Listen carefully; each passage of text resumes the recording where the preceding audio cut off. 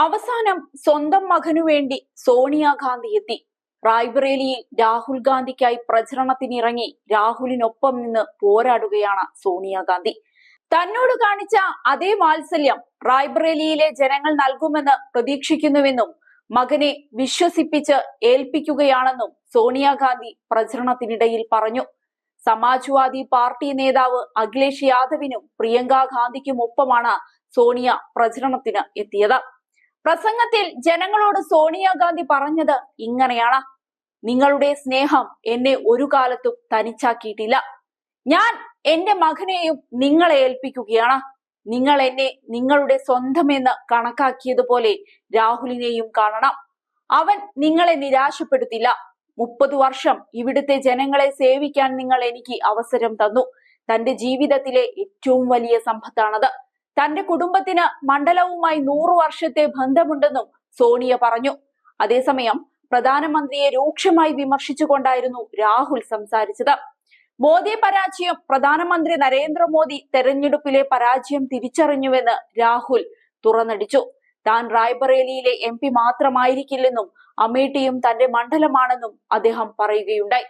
രാഹുലിനെ റെക്കോർഡ് ഭൂരിപക്ഷത്തിൽ ജയിപ്പിക്കണമെന്നായിരുന്നു സമാജ്വാദി പാർട്ടി നേതാവ് അഖിലേഷ് യാദവ് വോട്ടർമാരോട് അഭ്യർത്ഥിച്ചത്. റായ്ബറേലിയിലെ BJP സ്ഥാനാർത്ഥി ദിനേശ് പ്രതാപ് സിംഗിന് ഭൂമാഫിയയുമായി ബന്ധമുണ്ടെന്നും അദ്ദേഹം ആരോപിച്ചിരുന്നു. BJPക്ക് ശക്തമായ മറുപടി ഇവിടുത്തെ ജനങ്ങൾ നൽകണമെന്നും തങ്ങളുടെ വോട്ട് ബുൾഡോസറായി BJPക്കെതിരെ ഉപയോഗിക്കണമെന്നും അഖിലേഷ് യാദവും ആവശ്യപ്പെട്ടു. ഉത്തർപ്രദേശിൽ ശക്തമായ പ്രചരണമാണ് BJPയും നടത്തുന്നത്. കഴിഞ്ഞ ദിവസം രാമക്ഷേത്രം കോൺഗ്രസിനും SP-ക്കുമെതിരെ മോദി ആയുധമാക്കിയിരുന്നു.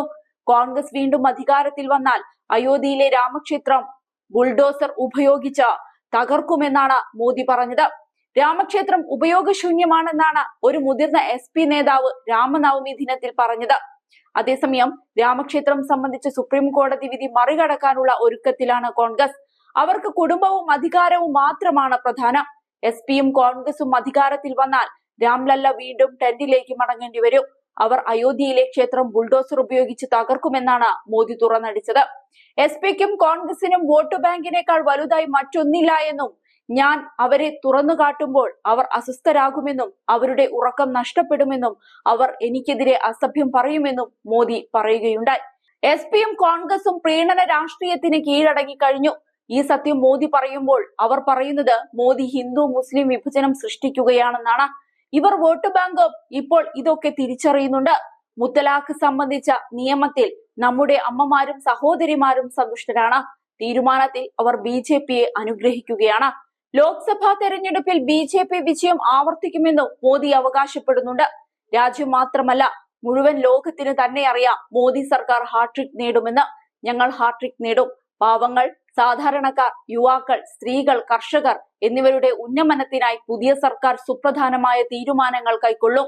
ജനജീവിതം മെച്ചപ്പെടുത്തുന്ന ജനപ്രതിനിധികളായിരിക്കും BJPയുടേതെന്നും മോദി പ്രതീക്ഷയോടെയാണ് പറഞ്ഞിരിക്കുന്നത്. അതേസമയം റായ്ബറേലിയിലും അമേഠിയിലും വോട്ടെടുപ്പ് അടുത്തു കഴിഞ്ഞു.